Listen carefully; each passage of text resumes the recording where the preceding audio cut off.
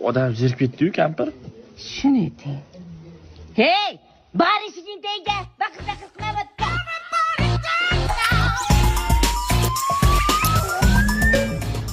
O'zimizning ishing tagida o'tiribmiz-ku. Sizga xalaq bermayapmiz-ku. O'chiravazingni. Bes. Assalomu alaykum. Ha, Ulug'bek. Ne salom bermaysan? Hozir berdim-ku. Bizani quloqimiz yaxshi eshitmaydi. Bilasan-ku? Assalomu alaykum. Kimga baqir otsan? Ha, betarbiya. Yoshligingda shunaqa edingsan. Qilib bergan tuxumiga sal. Uraymi? Xo'p, uzr.